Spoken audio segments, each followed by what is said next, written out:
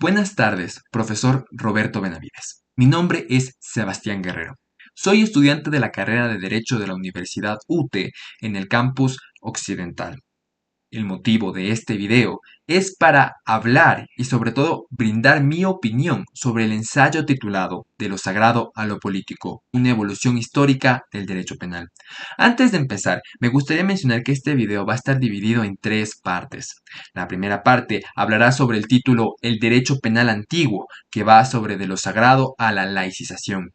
Dentro de este título hablaremos de diferentes aspectos, como es las culturas orientales y el pensamiento primitivo, el derecho penal grecorromano y cómo éste sentó las bases del inicio de la secularización del derecho penal. También hablaremos sobre el periodo germánico y sus aportes en el derecho canónico. También, en la segunda parte de este video, hablaremos sobre el nacimiento del derecho penal moderno, que habla sobre la escuela clásica. Dentro de la escuela clásica trataremos diferentes aspectos como es el iluminismo y la reacción contra el absolutismo.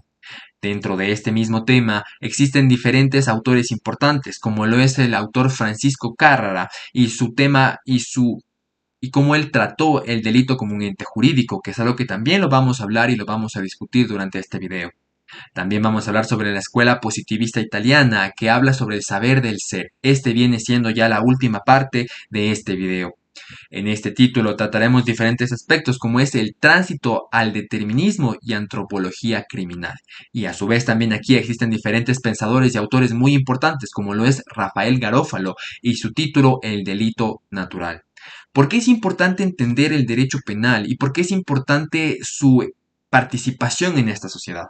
Hay que entender que el derecho penal está ligado a la antropología. ¿Por qué? Porque la antropología viene siendo el estudio del ser humano, el estudio del comportamiento del ser humano. Y el comportamiento como tal es lo que regula el derecho penal. O bueno, eso es lo que muchas teorías dicen. Y es lo que discutiremos a lo largo de este video. Sin nada más que agregar a esta introducción, procederemos hablando, como se mencionó, de la primera parte, que es el derecho penal antiguo, de lo sagrado a la laicización. Bueno, como se dijo anteriormente, este video está dividido en tres partes, que vamos a tratar tres temas diferentes que están organizados en orden cronológico. El primero es el derecho penal antiguo, de lo sagrado a la laicización. Para empezar, quiero mencionar algo muy importante, y es que el derecho penal está intrínsecamente relacionado con el ser humano, con la antropología, si lo quieres pensar. ¿Qué es más o menos esto de la antropología? Bueno, según autores, la antropología básicamente es el estudio del ser humano, el estudio del comportamiento, el pensamiento. Pero quiero que te enfoques en el comportamiento. ¿Por qué? Porque es el accionar, ¿ya? En este caso, en el derecho penal antiguo se sanciona el accionar. ¿Ok? Esto es muy importante. Entonces, empezamos primero con las culturas orientales y el pensamiento primitivo. En la antigüedad, en la full antigüedad, quienes básicamente tenían esta potestad de decir qué es correcto y qué no, eran los dioses, eran las divinidades, pongamos. Entonces, obviamente las divinidades las que se comunicaban directamente con su pueblo, porque no les hablaba. Y en este caso, para subsanar este problema, surgen los famosos intérpretes, los sacerdotes o los iluminados, dependiendo de la religión. Entonces, estos iluminados o estos intérpretes de los dioses aseguraban que recibían la información de ellos y aseguraban que lo que ellos decían era la voluntad de los dioses. Entonces, la voluntad de los dioses establecía qué cosas eran correctas y qué cosas eran incorrectas. Entonces, cometer un delito en ese tiempo o cometer un acto que iba en contra de la voluntad, pues era precisamente eso, considerado un delito. Entonces, el delito estaba intrínsecamente relacionado a lo que la voluntad del intérprete era. Y obviamente, al irte en contra de la voluntad de este Dios, pues básicamente estabas incurriendo en un pecado o estabas siendo impuro. Entonces, el castigo tenía el fin que de purificar el alma de esa persona, de volver a estar en comunión con la voluntad de la divinidad presente. Entonces, este era un riesgo completamente. ¿Por qué? Porque primeramente tenemos la arbitrariedad de los intérpretes, de que podían decir a su conveniencia que era correcto y que era malo. Y segunda, la desproporcionalidad excesiva de los delitos. Tranquilamente, si para el intérprete robar era motivo de muerte, pues te daban muerte y se acabó. Entonces estábamos en una inseguridad jurídica durísima, pero la importancia de esto es que ya estamos sancionando las acciones, es decir, estamos marcando un límite entre lo que era permitido y lo que no era permitido. Obviamente de una forma muy arcaica, pero existió. Después con el tiempo se fue tratando de subsanar este problema, más allá de que no existían palabras. ¿Ok? Entonces el intérprete decía full cosas, decía, no se puede hacer esto, no se puede hacer esto, tienes que hacer esto. Pero, ¿cómo tú lo transmitías a la siguiente generación? Yo, como padre, por ejemplo, podría sabérmelas y de pronto le cuento a mi hijo, pero tal vez como no me acuerdo bien, porque la memoria es frágil, entonces me le contaba mal. Y de pronto se empezaba a malinterpretar la voluntad de este intérprete, o bueno, de la voluntad divina, digamos así. Entonces surge algo muy interesante que es el código Hammurabi, la ley del talión, del ojo por ojo, diente por diente. Esto es increíble, porque a mí en lo personal me parece genial, porque es este paso muy grande entre la ley hablada y la ley escrita. O sea, ya no es el intérprete que venía y decía, nuestro Dios nos ha dicho esto, no, ya no es así. Ahora es que hay una ley escrita. Entonces ya no necesitas memorizarte, no, no, no, simplemente ibas y durante ese tiempo el código Hammurabi estaba en el pleno centro de la ciudad, entonces tú ibas y te ponías a leer, obviamente si sabías leer, pues. Ahora, en el fin de esto no solo era brindar una especie de seguridad, porque como te das cuenta, ahora ya no solo me pueden juzgar por lo que dijo el intérprete, no, ahora tiene que estar escrito. Si no está escrito, entonces simplemente es permitido porque no hay una sanción para ello. Entonces, brinda una seguridad brutal, es un salto increíble, pero no es solo eso, sino que la finalidad del Código Hammurabi también buscó ser proporcional, pongámoslo así. ¿Qué quiere decir esto? Que ya no los castigos ya no van a ser completamente arbitrarios, ya no van a ser solo la decisión y discreción de la persona, del iluminado en ese momento. No, no, no. Ahora ya está escrito y buscar eso. Pues se entendía que existía instaurado una paz divina, porque todavía seguimos manteniendo esta idea de lo religioso, pero esta paz ya se tenía que mantener. Entonces, si es que yo te castigaba excesivamente o hacía algo muy desproporcional, entonces estaría rompiendo esta paz. La idea era mantener esa paz, mantener esa justicia. Entonces, con eso en mente, entonces se nace esta idea, como dije al inicio, de la ley del ojo por ojo, diente por diente. Entonces, si tú matabas, morías. Si tú hacías algo, pues tenían que hacerte lo mismo o algo proporcional. Entonces, se mantenía esta idea de seguridad jurídica, o bueno, más o menos seguridad jurídica porque ya estaba escrito y a su vez también se instalaba esta idea de ser proporcional. Nos damos cuenta que ya poco a poco vamos pareciéndonos al derecho actual que tenemos, ¿no? Pero bueno, continuando con eso y con el tiempo, como les dije, siguen manteniéndose esta idea de que de la divinidad es el centro que emana la voluntad y establece que sí y que no. Bueno, eso nos lleva al siguiente el tema, que es el derecho penal greco-romano, que es el inicio ya de la secularización. En este caso ya empezamos a instaurar cosas más importantes. Nos empezamos ya a enfocar en primer lugar, en la seguridad jurídica. Instauramos ya más leyes escritas que están pensadas en precisamente esto, en que el ser humano tenga una seguridad de que lo que está haciendo es correcto y siempre será así o nunca será así, pero tendrá la oportunidad de saberlo. También instauramos esta idea de la proporcionalidad, de no embalarnos y coger y matarle excesivamente porque se robó un pan. No, ya no. Ahora también instalamos esta idea de unas audiencias. Instalamos esta idea de que la persona tiene derecho a exponer, a defenderse, ¿ya? O sea, si lo hizo, ok, ya, pero ¿por qué? O sea, a poder explicar. Complejizamos más esta idea y con los romanos se complejiza demasiado porque primeramente se agrupan las leyes, se agrupa la idea del comportamiento, se agrupa también este pensamiento de la defensa, de tener la oportunidad de poder exponer tus casos, de poder emplearlo a alguien más. Sin embargo, y nos empezamos ya a alejar de los dioses. Ya no son los dioses los que emanan la, lo que es correcto y lo que es malo. No, ahora es una autoridad competente la que decide qué es bueno y qué es malo. Entonces, eso empieza a separar ya a Dios, ya no hay el intérprete. Ahora, por lo menos ya instauró que la persona, que la autoridad o que el rey o como sea en ese caso, sea quien determine qué es correcto y qué es malo. Pero sin embargo, todavía seguíamos manteniendo esta idea de la violencia, esta idea de que si me matas, mueres, ¿ok? Y esto es muy importante. ¿Por qué? Porque eso nos lleva al periodo germánico y el derecho canónico. Para los germanos, eh, existía esta idea de la venganza era permitida. Entonces, si que, por ejemplo, tú viniste y me mataste mi caballo, entonces yo como venganza, yo mismo como juez y como fiscal, designo que como tú me mataste mi caballo, entonces yo tengo que ir y mato a tu caballo también. Entonces, era muy violento y ni hablar si es que, por ejemplo, matabas a alguien de mi familia, pues voy y si mataste a mi hijo, voy y mato a tu hijo. Entonces, se volvía era demasiado violento. Entonces, se quiso ellos poco a poco y se fue complejizando, buscaron la idea de quitar de lado esta idea de, de la excesiva violencia. Entonces instauró este pensamiento del arbitraje, de, de las indemnizaciones, más o menos. Entonces, ¿qué es lo que hace el arbitraje o qué es lo que hace las indemnizaciones? Buscaban emitir una resolución sin utilizar la violencia, cosa que créeme fue lo mejor que se pudo haber instaurado, porque se dan cuenta, se va acercando más al pensamiento de, del derecho penal que tenemos actualmente. Pero sí, seguía siendo permitida la venganza, es decir, si es que la persona no quería un arbitraje, no quería como que discutirlo con otra persona que no tenía ningún interés o de pronto no quería ninguna indemnización, sino que quería ejercer venganza, pues todavía podía hacerlo. Entonces seguimos manteniendo esta idea de de violencia, pero ya nos mantenemos, otro día te presentamos otros mecanismos un poco más civilizados y sobre todo mantenemos esta idea de que primeramente es la autoridad competente quien emana las reglas, ahí están escritas para seguridad, son proporcionales a la acción, entonces nos mantenemos, ya instalamos las bases.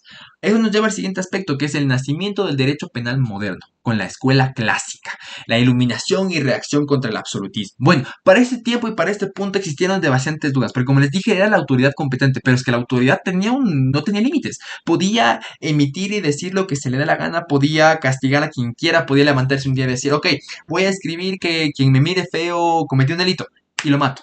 Es como soy la autoridad competente, tengo derecho para hacerlo. Entonces se dan cuenta que se volvió demasiado, tenía demasiado poder. Y a muchos autores, como lo era Cesare Beccaria, estableció algo muy importante, y es que dijo que el poder punitivo del Estado está limitado al contrato social. Ok, ok. A ver, primeramente, ¿qué es el contrato social? Bueno, el contrato social es básicamente este contrato que hace la sociedad, en la cual se organizan y ceden un poco de su libertad a una autoridad. Y le dicen, ok, tú tienes la libertad de ordenarnos, de exigirnos, de cobrarnos impuestos, de hacer lo que hacen los reyes, pero a cambio tú debes brindarnos una seguridad, debes brindarnos paz. Entonces, ¿qué hizo esto? Es una implicación muy importante. ¿Por qué? Porque le estamos limitando al rey, le estamos limitando a la autoridad. Ahora la autoridad no tiene la capacidad de levantarse un día y decir, me miraste feo, te mueres. No, no, no, porque estaría violando precisamente este contrato social. Ya, cuando alguien le diga, ¿por qué decides eso? Él no podrá decir, es que Dios me dijo. No, no, no, no. Tiene que decir, es que el pueblo me mandó el poder. Entonces ya no le respondo a Dios, no, no, o a la divinidad, dependiendo de la religión. No, ahora le respondo al pueblo. Y eso limitó bastante su accionar. Y nos fuimos en contra de este absolutismo, de esta monarquía en donde el rey tenía la capacidad de hacerlo bien. Y se complejizó un poco más el derecho penal. Ahora ya no tenía la completa libertad de como autoridad. No, no, ahora ya existe una estructura. Entonces, ahora no solo hay límites para las personas, ya no solo hay proporcionalidad, ahora no solo hay seguridad jurídica, no, ahora también hay límites para el Estado. Importante. Ahora, continuando con esto, la escuela clásica pensó un poquito más allá, ¿ya? Y con pensadores como Francisco Cárraga, que instauró mucho esta idea del delito como un ente jurídico. ¿Qué es esto? Es muy importante porque les voy a contar un ejemplo muy interesante. Si yo un día estoy escapando de alguien que me persigue y voy corriendo, corriendo, corriendo, corriendo, corriendo, y de pronto, ¡pah!, me choco con una ancianita. Y ella, la ancianita, pues, del golpe se cae y se muere. Según la antigüedad, con el derecho primitivo, yo maté a alguien, entonces me voy y me tienen que matar a mí porque, por ejemplo, el código Hammurabi decía que ojo por ojo, entonces me tienen que matar porque yo le maté. Pero ahora ellos van más allá, porque ellos se ponen a pensar y dicen, a ver, no miremos solo la acción, miremos el contexto, miremos, a ver, verdaderamente la persona quiso hacer, ¿por qué? ¿Por qué la persona quiso hacer eso? Surgen preguntas, y estas preguntas se dan también por esta idea del iluminismo, de la racionalidad, de esa teoría de que el ser humano es un ser racional y libre. Entonces, como soy libre, tengo la capacidad de hacer lo que yo quiera. Y como soy racional, puedo pensar y darme cuenta de lo que estoy haciendo. Entonces, tengo este libre albedrío, tengo la capacidad de decidir. Y esto es importante. Entonces, como yo tengo la capacidad de decidir, como yo tengo la capacidad de pensar, entonces ahora la culpabilidad no va en función de la acción como tal, sino de la intención. Porque como le digo, en este caso, por ejemplo, yo no tuve la intención de matarla, yo estaba huyendo. Entonces no era mi intención hacerlo. Como ser libre y pensante, como ser libre tomé la decisión de correr. Como ser pensante estaba pensando en huir, pues. No estaba pensando en voy a matar a la ancianita. Entonces se dan cuenta que en este caso se complejizó al punto de que se dejó de lado esta idea solo de la acción y ahora se pensó más en el sentido de la intención del ser humano. Esto nos lleva al siguiente tema, que es la escuela positivista italiana, el saber del ser. Esto es increíble porque aquí hay un choque increíble. Como les dije, la escuela clásica decía que el ser humano tiene la capacidad de razonar y es libre, o sea, tiene libre albedrío.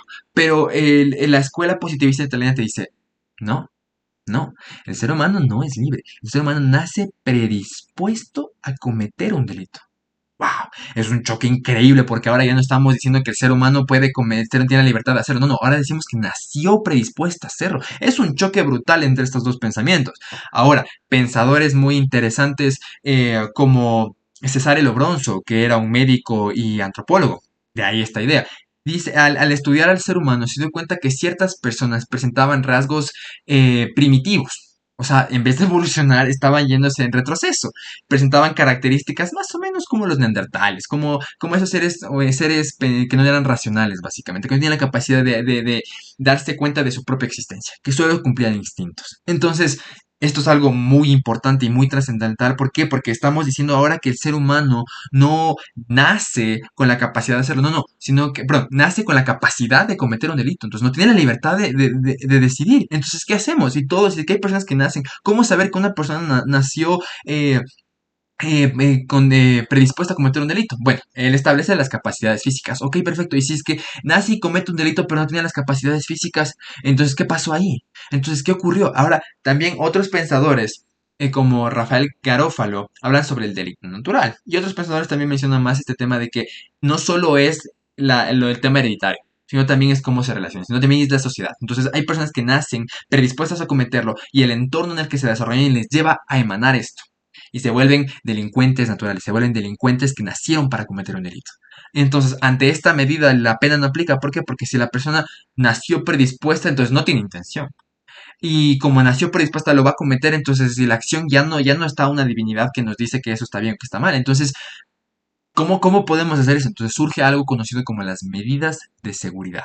Ahora, ¿a quiénes aplican? ¿Qué son estas de las medidas de seguridad? Bueno, son básicamente medidas preventivas para evitar que precisamente estas personas que nacieron predispuestas a cometer delitos, pues cometan delitos. Ahora, surge un problema muy importante porque ¿quiénes van y a quién se les aplica o no se les aplica estas medidas de seguridad? Bueno, para los pensadores de la escuela positivista italiana también surge esta definición de las personas ya no imputables e inimputables, no, ahora son las personas más o menos peligrosas. Porque como te dije, hay personas que nacen predispuestas. Entonces, las personas que nacen predispuestas y según su entorno van a desarrollar y, y, em, y seguir estos instintos que tienen para cometer estos delitos de forma excesiva o de forma menos excesiva. Entonces, a ellos se les aplican las medidas de seguridad.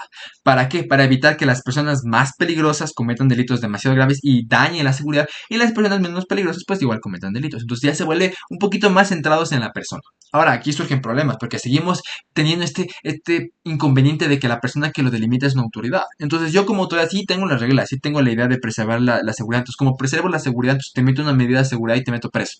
Pero ¿y si te meto preso, cuándo sabemos que ya no eres un peligro? Esto queda a discreción de la persona que lo metió presa, de la autoridad. Entonces ya seguimos, ahora caemos otra vez en esta idea de que tienen una excesiva libertad. Y este es el conflicto que tuvo. Pero bueno, como vimos, se complejizó, se volvió escrito, se volvió proporcional, se volvió con diferentes vías, se volvió, ahora en cambio, se volvió una mirada al futuro. El derecho penal tuvo una complejidad más fuerte todavía, en la que ahora miramos al futuro. Ahora no solo somos reactivos, el derecho penal ya no solo era reactivo, en el que cual sancionaba a la persona que cometía un delito, no, ahora buscaba evitar que la persona sancione un delito. ¿Por qué? Porque ahora también nace este pensamiento de la paz, como más o menos, entre comillas, un bien jurídico, un derecho fundamental que debían tener las personas, y eso es lo que hizo que este derecho penal agarre más complejidad. Entonces, en conclusión, el derecho penal a lo largo de la historia se ha complejizado demasiado. Y a su vez, como ha tenido avances muy importantes, también ha tenido retrocesos muy fuertes y ha tenido pensamientos discrepantes en el que muchos autores dicen una cosa, están de acuerdo con otras, consideran que debe existir, consideran que no debe existir el derecho penal. Entonces, nuestra conclusión es que mientras el ser humano exista y mientras el ser humano siga con su capacidad de hacer y no hacer las cosas, pues simplemente el derecho penal va a existir. ¿Por qué? Porque el ser humano va a necesitar una corrección, va a necesitar un instructivo, va a necesitar saber, porque sin eso, sin lo que se puede o no se puede hacer, tenemos monarquía y perdemos esa organización. Entonces, mientras el ser humano exista, el derecho penal tiene que existir, porque el derecho penal está intrínsecamente relacionado con el ser humano. ¿Ok? Entonces, muchas gracias. Ese ha sido nuestro video por el día de hoy sobre la evolución histórica de lo sagrado a lo político, una evolución histórica del derecho penal, que es el título de este ensayo. Si quieren conocer un poco más acerca de esta historia y un pensamiento un poco ya más estructurado, pues pueden obviamente leer el ensayo en el cual se establece todas estas ideas ya de forma más estructurada, con citas y ya de forma más específica. Pero esta ha sido mi opinión sobre el ensayo, hablando más o menos de lo que se trató ahí y sobre qué es lo que yo pienso de la evolución histórica del derecho penal. Muchas gracias.